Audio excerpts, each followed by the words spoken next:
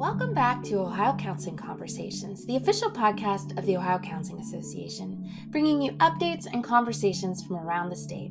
This month, we're joined by Dr. Staci Hayes, a counselor educator and supervisor, counselor, and founder and CEO of the Metaverse Foundation, a nonprofit organization focused on mental health and wellness in the metaverse with DEI. Join us as we lean into rumble with technology's impact on us as humans and as counselors, and how we can do better to understand it all. As per usual, I'm your host today, Dr. Marisa Cargill, a counselor educator at the University of Akron and counselor at Cuyahoga Community College. Let's dig in.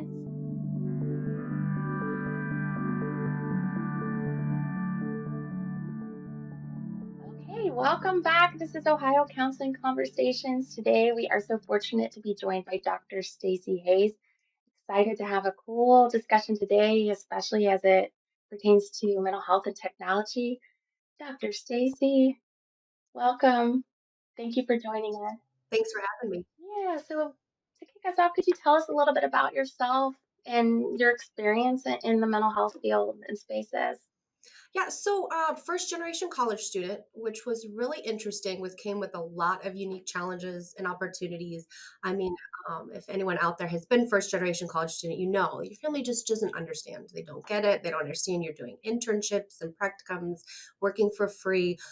So all of that kind of. My mom still says that my doctorate is in psychology, and it's like this big joke. It's in counselor education and supervision. But she keeps saying psychology because it's just easier to say, easier for her to wrap her head around. And she's like, couldn't be more proud. But just not really understanding the whole scope of what it was.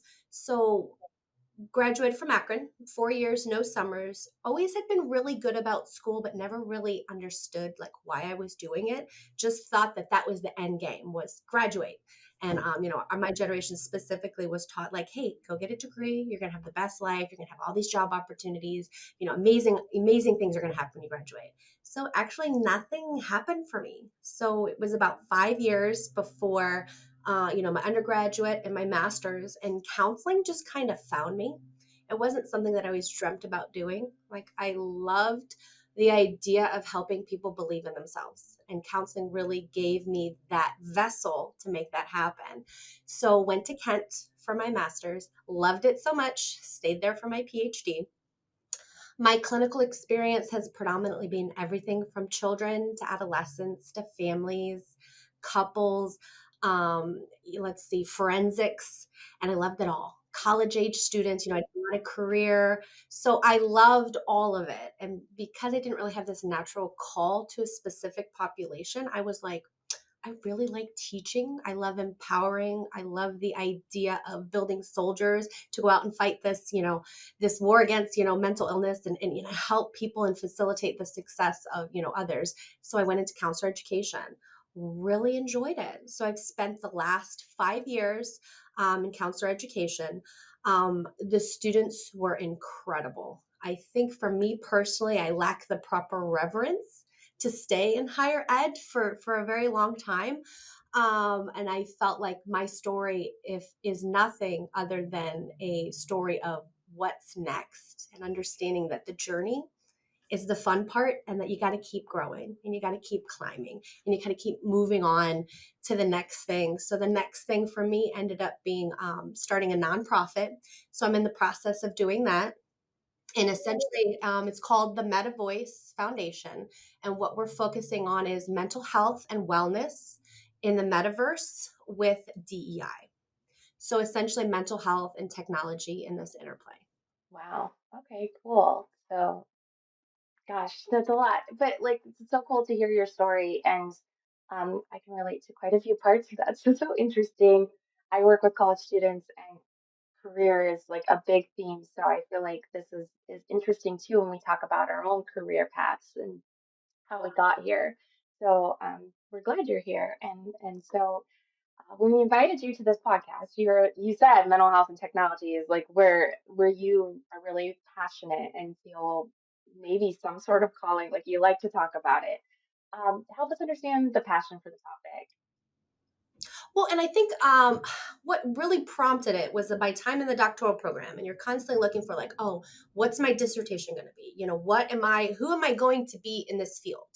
And, I really enjoyed talking about empathy. I loved cognitive complexity, all of these kinds of different things. And there really couldn't find anything that I felt was a really good conversation, something that Mm. was in the gap, something that Yeah. had that social utility, something Mhm. that had that relevance, something that was going to change or make things better, or at least prompt a conversation that could facilitate that. So I started just like looking around, and I like, after I finished my doctorate, and then you're supposed to get published, and you have so many articles where articles go to die, which is like under review, and you're just kind of sitting around waiting. And I was like, well, I'm just going to kind of take a second. I'm going to open my heart, I'm going to open my mind, and I'm going to kind of just pay attention. And it was around Thanksgiving. And it's always a funny story because I have 3 young kids, and on Thanksgiving, they wake up and they make a gingerbread house, which is them pretending to put the gingerbread house together and me pretending to not notice they're just eating candy for breakfast, while they watch the Thanksgiving Day parade. So they're eating all this, and I was like seeing all this stuff about NFTs, and I'm like, "What's an NFT?" And like they're talking about the metaverse. I'm like, "What's the metaverse?" And I'm like, "What is this? Like, what's happening? What's going along?" And then starting, I think for years we've all noticed how much adolescents are just like glued to their phone. You see people Yeah. out in public, right, and they're sitting across from each other, but they're talking on their phones. Yeah. So Marissa, when did you get a cell phone? What I age? was, I think, 15 because I was like starting to learn how to drive and they wanted me to have Yeah. my own once I had a car. Yeah. So this is what's funny is like, because I think it's just a constant reminder of how we experience the world, and our realities are not someone else's. So I remember getting a cell phone at exactly the same time is when you started driving. And the whole thing was it was for safety. Yep. Like it wasn't to connect or relate to my No, peers. no, because I mean, you could call, like, even texting wasn't a big thing when I was getting that phone. I remember us texting and then our parents getting like $900 phone bills because they got free texting. So I don't think it was me per se, but I know of some friends who had these ridiculously large cell phone bills because there wasn't free texting. So we are probably right around the age where we have kind of like one foot in remembering that, and then looking at now. I know you had mentioned earlier that you had cousins that were younger than you. Do you Yep. know when they got cell phones?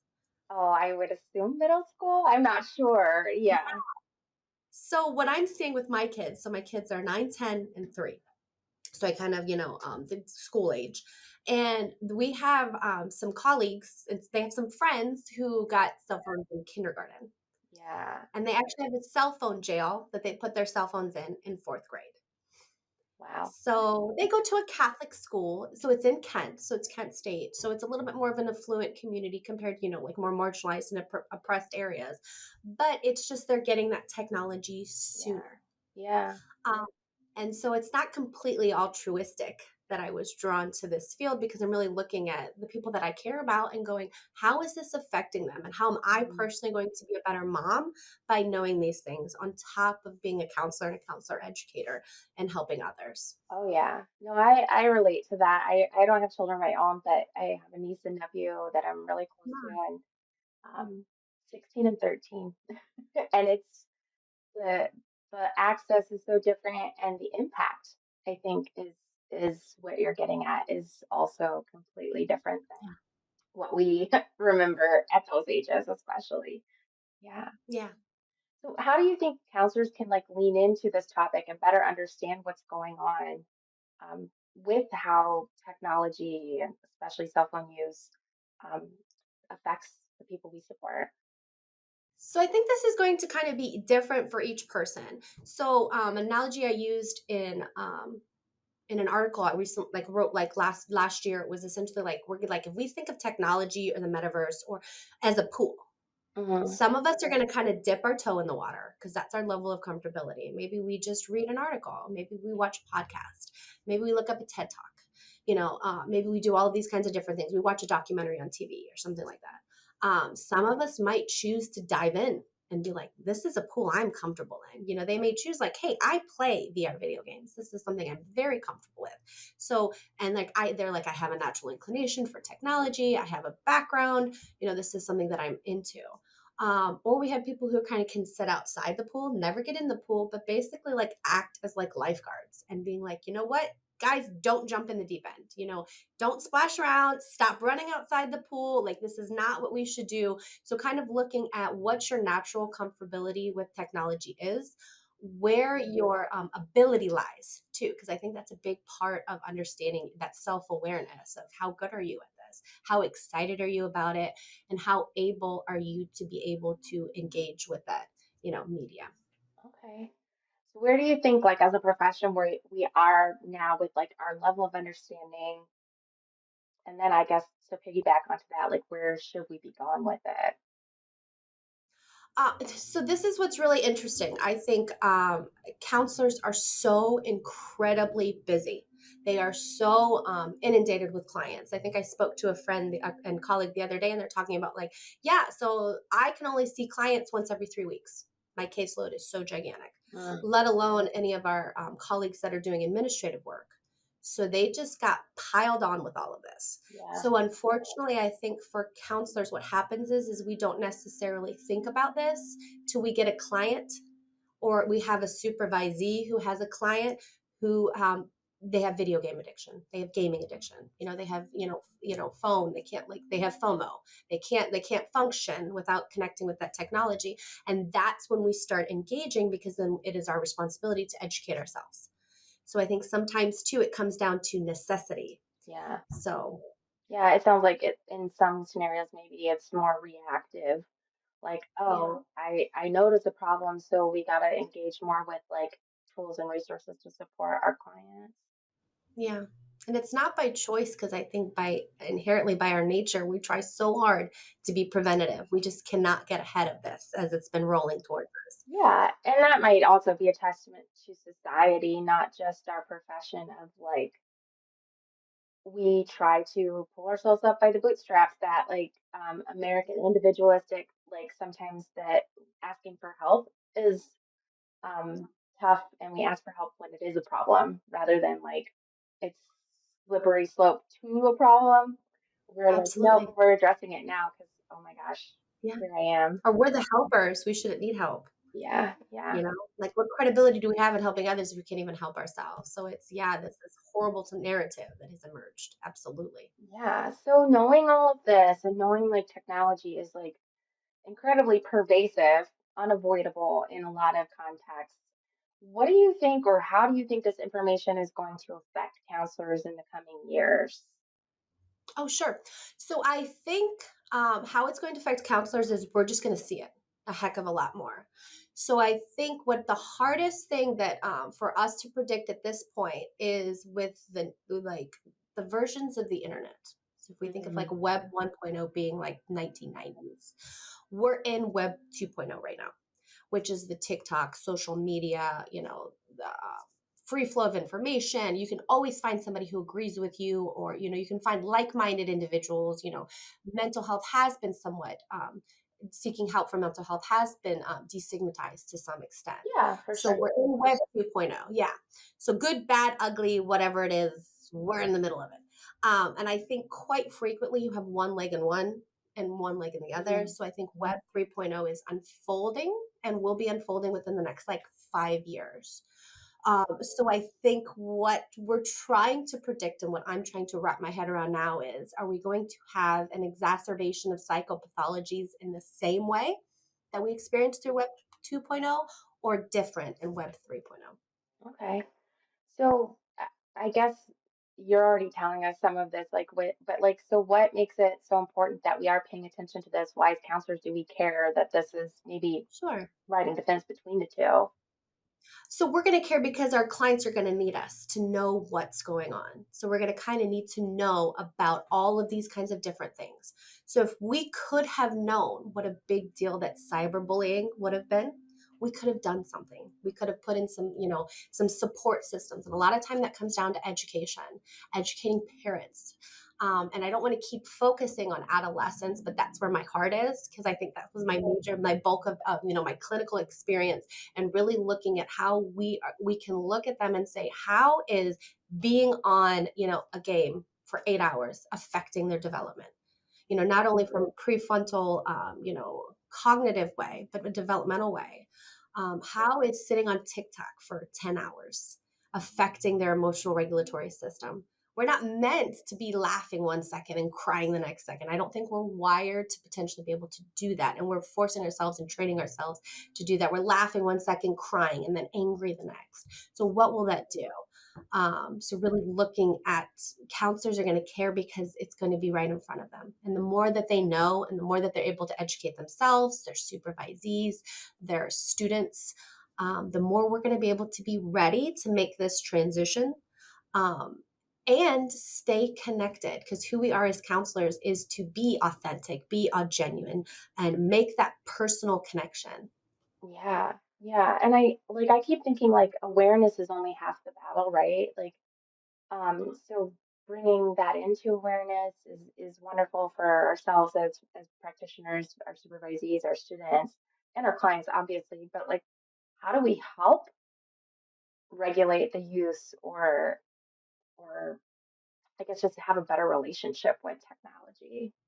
Yeah. Yeah, because and I talk about this with my husband all the time. I'm like, it's not good, it's not bad, it just is. It's just happening. So there's good things that we can look at with technology. There's bad things, but I think it is just what it is. Like you can't even apply for a job anymore without going online. So it never used to be like that. You used to have to. I don't know, Marissa, if you're young enough to remember this, but like walking in and you'd have to get an application and you'd have to be like, "Hi, are you guys hiring?" And you'd have to make a point of contact right there, and they'd hand you a little piece of paper and you prayed that you didn't make a mistake on it Right, or else you right. have to go back and ask for Can I another have one. another one? I don't know if you remember that. Yeah, I Did you have to go remember. in and get them? I You do? remember. I remember. So Yeah, it's a different it's interesting, and I think about like behavioral addictions as one of those. Um, Not that addiction in itself is easy no matter what, but that it's harder because it's unavoidable. Like with technology, like I mean, outside of even applying for jobs, but like pay your bills, do a lot of that type of stuff where it's like hard for me to not engage in like using my cell phone for some of those just like really practical things. But then the temptation of like, well, I can close out of my mail app and just open Instagram, like or things like that where it just seems a lot easier because of access. Um, it's not this. It's not like as easy to abstain from in a lot of ways. yeah. Yeah, yeah. Yeah. Um, so knowing all of this, knowing that the future is looking like we better get more aware of what's happening and how it's affecting development. Like, where do you think this is going to take us as a profession moving forward? Okay, so this is a really interesting question because I know I have a small research team, and we haven't met for a little bit because I think with summer there was a lot going on, but we felt conflicted about this. I am of the adage of telehealth is great for some people, not so good for others. So I know there was a couple people that I work with on the research team that was like, we need to do counseling virtually, like completely virtually, like you are an avatar or you are in this virtual world and you're doing counseling. And I'm kind of like, pump the brakes a little bit. Like, I like the idea. I think it could be something that would be really helpful with children, adolescents, certain adults, but I think we need to get a clearer picture of who would most benefit and who could potentially be harmed by doing this. There's a lot of snafus, there's a lot of issues, including technological ones, because technology is really not caught up to imagination yet. So we can imagine all these wonderful, beautiful things, but we really don't have the technology to support it. And it's super expensive. But as of right now, there is a pretty interesting library of research. So there's a man named Balanson on the West Coast who's doing phenomenal work. Really fun studies. Like you hear some of these studies and you're like, man, somebody had fun at work today. For example, Yeah. they did a study where they had like people come in and they're like, all right, come in here. We're going to do this. And they put them in the flying machine, the Birtle, and they let them fly. So some of them flown, and then the other people, they were put in a helicopter and they got to be sitting up in a helicopter and they flew. So both parties flew, one is Superman, one in a helicopter. And then they brought those people back for an interview into the main researcher's office. And what they did is they knocked the pens over on purpose, on accident. And then the people who flew as Superman were more likely to help pick up the pens than the people who flew in the helicopter. So giving like this pro-social behavior that erupted from having this, fantastical event in virtual reality. So they had fun at work that day. So this really creative, like fun, like, really looking at, can we increase somebody's ability to be more socially effective? Um, Yes, can we have more empathy for people? And I'd say this is a really good application for counselor education, is having an individual go into virtual reality as a person of a different, ethnicity or gender or culture, and really look at how people treat them within virtual reality as that other person, so they live as if. And really monitoring those potential biases, those microaggressions in a safe space. So you're mitigating any potential harm to outside people, outside sources, potential clients, because we're giving students this ability to sit in this world and have that empathy and be able to process and reflect. Because one thing I think we do not so great in counselor education is the remediation process. When you have somebody who has, yes, I have this bias, this is how I was raised, this is how I was grew up, we're like, yeah, that's great. You can't do that, which we need to absolutely know that's unacceptable. But we're not great at offering that support, because what do we do when we remediate? We're like, hey, go do some continuing education in ethics. Yeah. That's not how. So I think that's a really great application. But really looking at making sure we're not jumping into this world just because it's exciting. Mhm. Really looking at what's scientifically grounded, evidence based, Mhm. and doing that research to support it. So it's kind of limitless where we can go with it. Yeah, and I think I appreciate your point of it needs to be intentional because that's also Yes. modeling how we would want like people to operate and navigate in the world. Like we're trying to teach clients to do that, but like as a profession, as clinicians, we have to also do that to Yeah. ensure, I like. we're giving the best care. And to your point with our students when as counselor educators too, like that we're being really intentional with trying to provide that remedial support, but in ways that maybe are, um, I guess, like a little bit more expansive than what we've had so far. Yeah. Yeah, that's cool. So this is like, I mean, I am also interested in media technology and things like that, which I shared with you before we started. So I love like what you're saying, and I think that it's cool to think about how much technology could support where we're headed. How do you think everything that we've discussed so far really impacts like counselor professional identity? Yeah. So humanistic. What is the definition of that? Believing in, fundamentally that people have what they need, and then like we're going to connect, we're going to have empathy, we're going to support these people through that. So what does that look like in a potentially virtual space? So are we changing how we connect? Like, because I remember Dr. Gensius, who is somebody who saw this coming. Are you familiar, I Marisa? Yes, I've heard his name many times, and I think I Yeah. had the opportunity to meet him years and years ago. Yeah, so when I went to Kent State, I actually lost Dr. Betsy Page was one of my advisors on my doctoral committee. So she ended up passing away about 6 months before I graduated. So Dr. Gensius stepped in. So he was my advisor, but he saw all this coming like 15, 20 years ago, probably 15 years is fair. So he's probably going, yeah, I know. Told you. But what yeah, he's like, yeah, welcome to the party. Because none of this is new. Like VR Right. has been around like the 60s. Yeah. So really thinking about it, it's funny, but what he said is like, we were talking about empathy and can you express it and can you feel somebody else's feelings? And he goes, so he brought up a really good point. And he's like, when's the last time you watched a movie that touched you, that made you cry? And it made me think of those commercials where like the military, um, they come home and they Oh see their yeah. kids, and Oh I'm gosh. like blubbering like an idiot. So I do think, yes, we can translate. It's just going to be different. So I think how it affects our professional identity is we maybe need to be a little bit more flexible in how we conceptualize certain things. It is going to require us to step outside our comfort zone. This is not, I mean, you saw the resistance that a lot of people had when we had to do Zoom because it was out of necessity and it was in the best interest of our clients. So the people that were angry, irritated, frustrated about having to see clients in a way that they didn't prefer because the situation required it. So really analyzing what is that resistance other than us coming outside of our comfort zone in a way that we're not used to.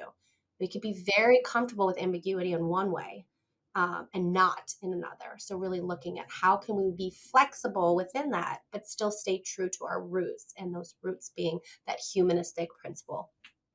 Yeah, I appreciate that. Like I think of the changes, like it's easy to reflect back on that. It's still pretty recent, but also was so powerful, nothing obviously unprecedented, which is a word I know we're all sick of. But like um I in the higher education spaces, it's like, whoa, we had to shift on a dime and obviously in mental health that was happening as well. What I think is coming from that though is that the access and the reach was so much easier for the people on the other side. So for our students and for our clients, and it made things in their life in some ways a lot easier. And, thinking of people who never considered working from a home before, right? Who are now like, no, I will only do that. That there's been a cultural shift with the comfort in technology and what that also provides you by like ev- evolution toward it versus discomfort pushing back and away from it. So Yeah. yeah, What were the biggest changes you think that you personally had to make during that time? for me, like I was living alone, so I think like for me also like socially it was challenging because it was like, oh, now I have to kind of almost like force myself to reach out rather than just expecting that I would get to socialize at work. So that was a little challenging Yeah. and lonely in some ways, but I think there is power in that.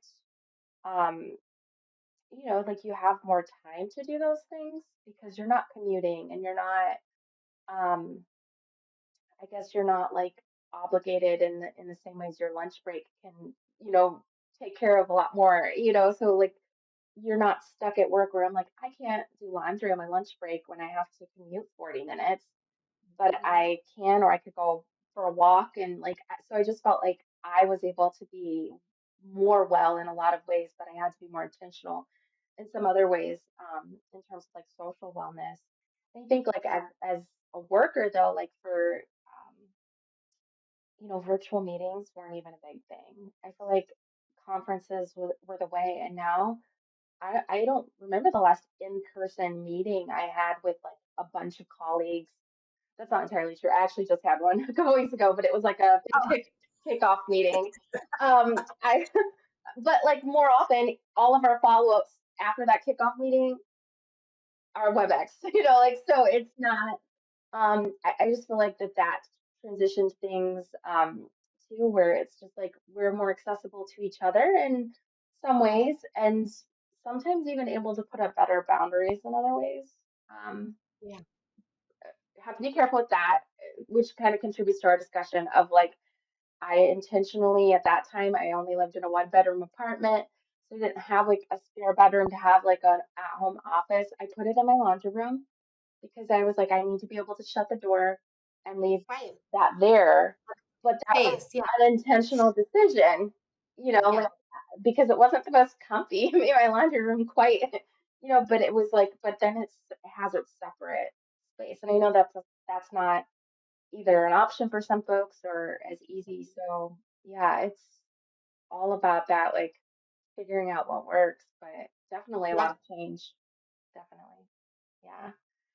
Do you have similar experiences? I guess tell us about like, how it was for you.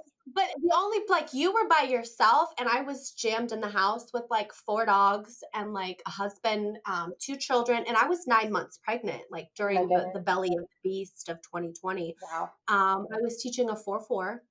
So I had done all my prep for the rest of the semester. And I remember walking into my class and being like, so students, this is where we're at. There's this COVID thing. I don't know what's going to happen. I said, but we're going to figure it out. They said there's talk of them canceling or, canceling in-person classes. I don't know. We might go online. And having that was the funniest thing because I've always been just a very transparent professor. Yeah. Because my biggest thing was as a student, I appreciated that going like, you know what, I'm not exactly sure what's going on. And Yeah. in higher ed, that is not something you ever want to say. Right. I don't know why we have this hiccup in saying it, but I'm like, listen, I don't know what's going on, but we're going to figure it out. And, we're going to do it. And I had to transition everything back to online from an in-person format. The good news is I had an existing relationship with all of these students, Hmm. which the research suggests is what makes it more successful if you are going to transition to an online format is having an in-person connection before that happens. So I did have that. So when that happened, I was like, okay, we're going to figure this out. I noticed I had to up my receptiveness as far as to emails. I had to respond faster. Students had much less anxiety. So I remember I was checking my emails in the morning and at night. And if after that, I didn't do it anymore. Because, like you said, setting that personal boundary of when am I not working? If Yeah. I'm always accessible, when am I not working? So I made it very clear, this is what's going on. This is what's happening, answering emails very quickly. I had to slow down my speech being on Zoom because I talk super fast in person. My brain moves really quickly. So I'm probably still even talking fast and I'm working on it. But if you could hear how fast I would actually talk if I was not paying attention to it. But that's another thing the research tells us. You have to talk, more clearly and more slowly. So all of these kinds of things that we had to adjust. But I think the biggest thing I took away from that is we can do what we do in a virtual space. Do some of us prefer it? No. Do some of us hate it? Yes. And some of us will always hate it. Yeah. There's no getting around it. So if you hate it, you're going to be a lifeguard then. You're going to be someone who kind of stands on the outside and you'll address the issues that your clients have or your supervisees clients have as you're kind of moving through it. And that's okay. But in order for us to stay relevant as a profession, we have to make these slight kind of calibrations in just educating ourselves on what these things mean. Yeah. Yeah. I think it's all well taken. I mean, it's weird to think, but like, yeah, we had to shift and um, make a lot of calibrations, but that flexibility that you were referring to earlier is where it was forced flexibility then, right? Yeah. Yeah. With adapting to the circumstances, but now it shows us like how far we can stretch and where there are, I guess, opportunities for some of us, and some people won't want to take that opportunity, and that's okay. But like, yeah, I don't think I would have thought telehealth was like a thing, pre that. Always preferred in person. I know, like in my office at Tri-C, like our counseling office is probably more unique in that we do like academic, career, personal, crisis all in one space, where a lot of Hmm. universities separate those kind of Sure. situations. But that virtual appointments were like, few and far between. Like you need to come into the office for an appointment. We don't really do maybe like a quick phone call if you have a quick academic question, but we don't really do these other things. And that, I started seeing some students, you know, through like our, WebEx and things like that too for appointments. And that it was like, oh, this is not bad. Like this isn't Yeah. something that Yeah. why weren't we doing this? And I think a Mhm. lot of places, not just higher education, felt that way as a result of it. So learning that flexibility, um, although forced in a lot of ways, can help our institutions or systems grow in ways that support people that most need it. So yeah, awesome. What are some ethical or safety concerns, tied to technology that you think like, in the same vein that we need to be mindful of in navigating these? Right. So number one, like privacy and safety. There's no computer program on the planet that's impenetrable. So really looking at when you're talking about counseling and creating a safe space, it is imperative that people feel comfortable, or else what's the point of even having it? Because they're not going to be able to come, they're not going to be able to create that relationship and have that safe environment and able to grow that, therapeutic interventions. So with safety, I think this is a very interesting spin because you hear so much about harassment and the bullying, and everything from name calling to actual like sexual and verbal assault, and how they had to put the bubble around people, and they're like actively working on it, and we're in such a phase of problem solving that all it's like whack-a-mole. One problem pops up, it gets knocked down. So like it's so like we're so in a reactive state, I think is what you said earlier is a good way to explain it, as far as like looking at how we can keep people safe. So that privacy and safety piece, confidentiality, kind of going back to that privacy piece, state lines, really looking at how we're going to handle that situation. Because you can eventually, one of the beautiful things is say if there's a supervisee that I want to meet with that has a specific area of expertise and they're in a different country, I'm able to do that. But as far as seeing clients and what that looks like, so that's a big mess as far as like, state lines and how, Yeah. we're going to combat that. Yeah.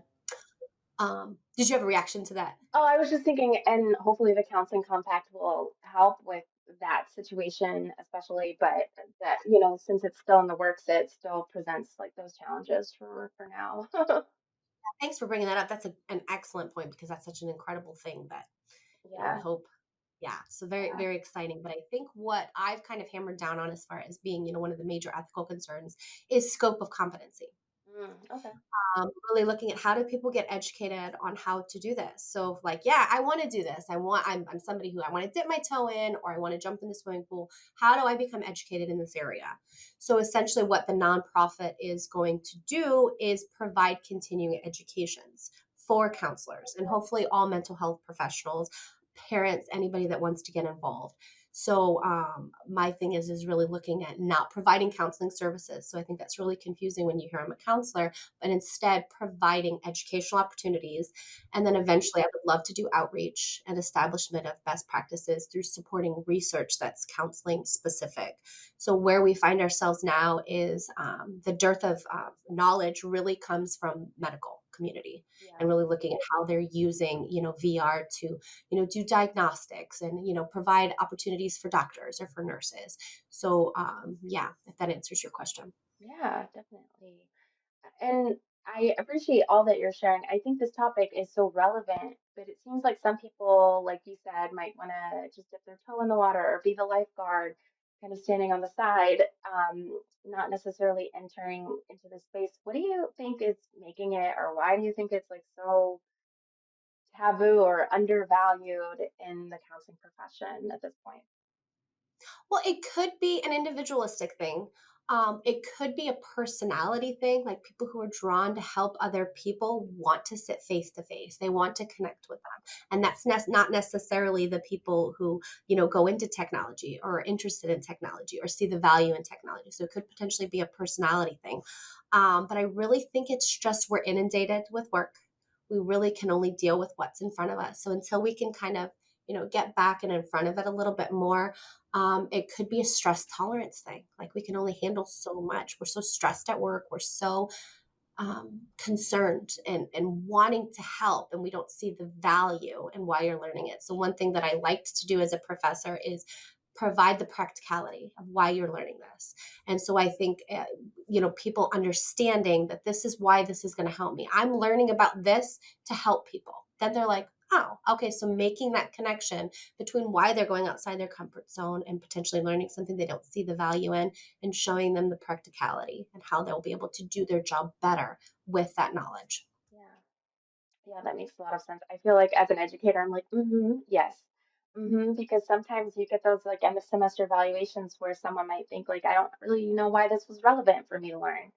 And then I'm like, wait, I thought we were trying to figure that out the whole semester. So then like the next semester, I'm like, okay, You let me know better see. than to put value in student evaluation. It's the worst class of their life. It's the Uh, best question. well, I So think it's consistent. I teach career, and so I think sometimes there's just like and if any of my students are listening, they know because every week I'm like, why do we think this is relevant? And because it is important to make sure the dots are connected, and so that's true even when we're working with our clients with education. So to the point of what you want your nonprofit to do, of being like a source for educational opportunities for both professionals and for people who might be impacted, like parents. It seems like that's something where we also want to make sure people understand the relevance and how those dots connect as well. So yeah, it's all. it's all connected, right? Yeah, and I think like when you talk about it, it's like how do we take skills and knowledge and turn it into practice? Like there's a hiccup that happens there for so many young professionals and students that are just new to the field. And I think remembering too that we have to be uncomfortable with ambiguity. That's a part of what we do. And we feel like we get to a certain point in our career and we're like, yes, I don't have to worry about being uncomfortable or being vulnerable or not knowing exactly what to do in specific situations because you have all this experience to prove from. I don't think you should ever get to that point. That means you're not challenging yourself. You're not having the difficult conversations. You're not going where you should be going as a professional. So this is like one more thing to Yeah. kind of throw to the mix. Yeah, and to bring it back to specifically like with technology, it's like sometimes technology fails and we have to have Yes. like a backup plan and things like that. So like the ambiguity, the uncertainty, the things that we might experience as a result, we also have to be prepared for. I just started a new role, and in addition to like all the other hats I wear, of doing Oh yeah. some additional telehealth. And the first client I had different Bluetooth headphones. I have like a headset, audio wasn't working, you know? And so I'm like, wait, I don't understand what's going on. And You were so, ready. you You were have ready. to, You were like, let's do yeah. this. Yeah. And so Mhm. you have to also be able to, in those situations, have like some flexibility and adaptability to say, okay, what do I do in these situations where it's like a me technology issue? Like I have to roll with it, but that for someone, especially as a new professional, like if that was your first session ever at Sure. all, like you might feel like, oh my God, fail, but it is really just like the humanistic part of it. Like this is going to happen, and we'll, like make sure that we have a solution, even if it Yeah. seems like in the moment you had to think on the fly. Yeah. Yeah, and I love that you mentioned that because even the research suggests like you need to allot for frustration tolerance, especially if you're like in a supervisor supervisee relationship and you're doing online supervision. You need to understand that technology is going to fail. And when you have a client, what happens if I lose you? Where are you? How do I get a hold of Yeah. you? If there's an emergency situation, like all of these kind of contingencies. So, like you said, being very intentional, as you had mentioned, and preparing for the worst. Hmm. But can I say that no matter how groundbreaking technology can be, you cannot innovate your way out of an existential crisis. So technology can never help with that. And that's where I think we need to act as kind of like Sherpas. So if we're going up the mountain with them or whatever's going on and we're guiding, we're walking beside them, we're still tracking, we're still being present with them and providing the services that we Yeah. do as counselors. Yeah. It's still a relationship. It might be in a different way, but like I think about sometimes like even just remove like our profession for a moment because we are human. Like when you're having a tough day, but you are alone because you're leaving work and you're driving, you might call someone you care about to talk to them and de-escalate yourself, like just as a coping skill, right? And so we know that like technology has been used, like, I mean, even if you want to think about like more colonial, before phones, right? The technology was the postal service, and you would write and send something in that way, but like it was another way to connect with people Hmm. when you could Hmm. not connect in Right, person. And so, I right. mean, I think there's always that, and it's just evolving in how we do that connection. But the relationship is still at the root of it. Yeah. Yeah, awesome. Okay, so I'm gonna switch gears a little bit. In the last few episodes we've had, trauma informed care has come up quite a bit. And we know that, like, certainly that should be sort of at a root for us ethically as well. How do you think better understanding technology would support that? Well, I think that like the most logical correlate that I can make in my head, just like right off the get, is the wonderful work that's been done like since the 90s with PTSD and VR. And having the ability to kind of go back and re-narrate that story or whatever therapy they're implementing into that care, that intervention. So that is one area that I think is specifically and uniquely equipped to address some of those issues. And I think just I love this concept of understanding where a person is coming from and what's going on and what happened to them and why, and have this whole like idea of rallying behind them and supporting them in a unique way. And I love the idea of using creative interventions. Another thing is technology provides the ability to provide like a meditative environment, art therapy, like all of these beautiful, wonderful environments that we can create where people can just kind of relax and unfold and unpack some of those things. And this is another, way for us and my nonprofit to kind of look at establishment of best practices and start looking at how are all these individuals going to be affected. And if we can like look at the psychopathologies that are going to be exacerbated and really look at, can we unwrap that? Can we come back a second? So like I said, like really looking at, if we would have known cyberbullying would have been a big thing, we could have gotten ahead of that. We could have done something. We could have educated, parents. We could have educated, school counselors. They're doing milk duty, and then they're doing bus duty. They're unwrapping lunches, and then they're going in. So they're not like, they need more support. They need more help. But I think really looking at how we can use creative interventions to support. Yeah, and I like am reminded by something you said earlier of like ethically, like safety is important here. And I think like as as we think about trauma informed care, like it's providing those safe spaces, like you were saying earlier. And then sometimes I recognize like telehealth may not feel like always the safe space. But for some people it feels the safest Yes. in terms of like what they might be experiencing. It's destigmatizing to engage maybe in a virtual way, but also that there's that ability to be comfortable where you're at. Like in your physical space, you might feel like this is easier for me to talk about because I'm in my surroundings versus an office. Not that we don't all try to make it comfortable in the physical spaces we have, but that it's still new to them. It's not their space, and so that could be really a valuable part of the process for a lot of folks. Yeah, Hmm. yeah. Oh my goodness, this is so cool. I just love all the things we're talking about. Now, we ask this question with every guest that we have because the name of our podcast is Ohio Counseling Conversations.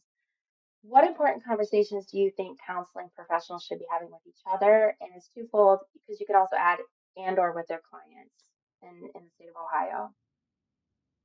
Okay, so in typical higher ed fashion, I went right to the conversations they could have with themselves too. So I'm like, it's so funny how you ask a professor, they're horrible at time management. They do whatever they want, they answer whatever questions they want.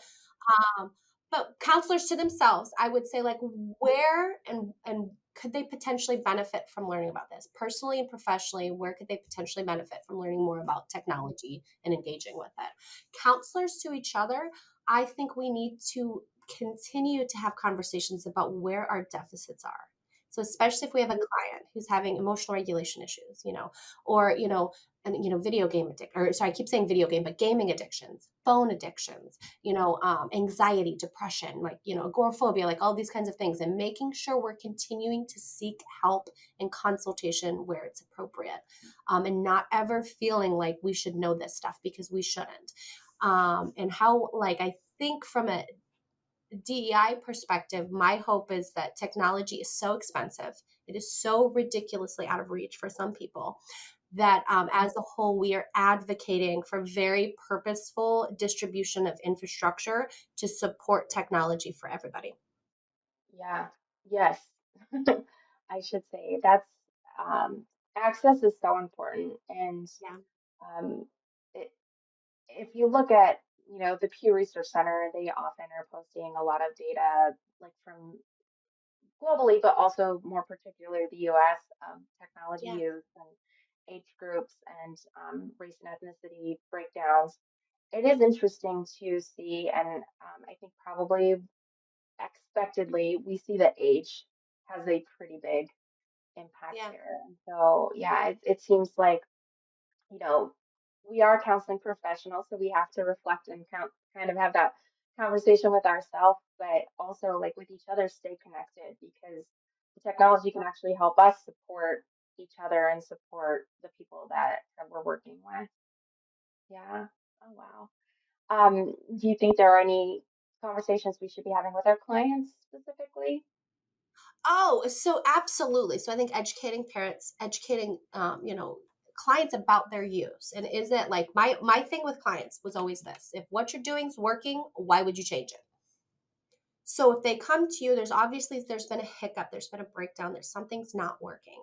So providing them with opportunities to have conversations about where they would like to see the change. Maybe I don't want to, play as much. I don't want to do this as much. Maybe I need to limit my TikTok use to, do nothing an hour before bed. It's really affecting my sleep. I'm feeling really depressed because I'm on social media too much. So all of these kinds of different things. The funniest conversation that I had with one of my past students who's now with a colleague, and he was talking about how he's working with adolescents, and like his parents would come in and they'd be like, well, I tell him he could just pause the game and come down for dinner when, they were gaming. And he's like, you can't pause the game.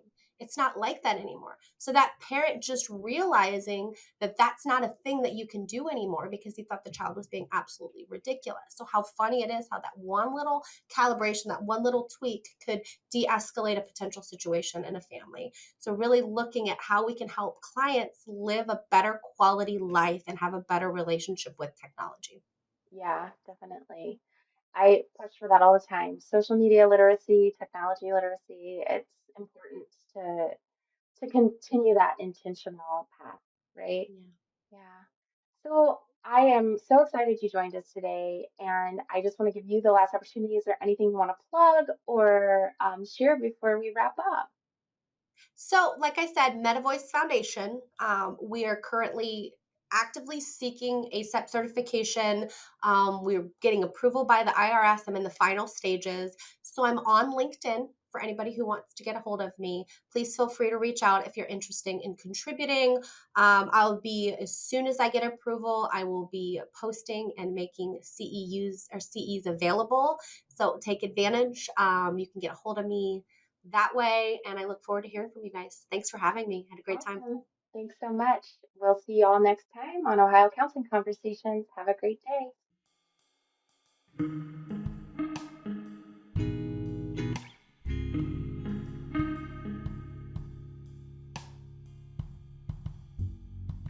Ohio Counseling Conversations is on a mission to make this podcast meaningful to you, and we can't do that without your help.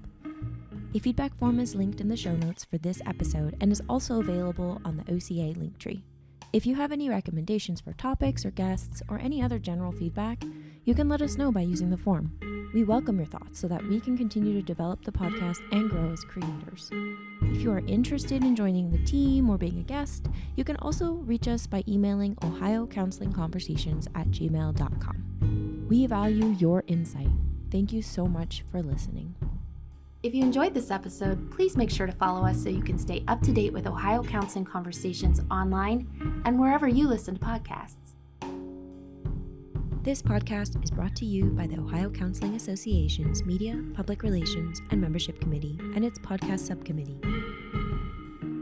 Views, beliefs, or references mentioned in this episode do not constitute an endorsement or recommendation by the Ohio Counseling Association. The views expressed by guests are their own, and their appearance on the podcast does not imply an endorsement of them or any entity they represent. Views and opinions expressed by guests do not necessarily reflect the view of the Ohio Counseling Association or any of its officials. Thank you.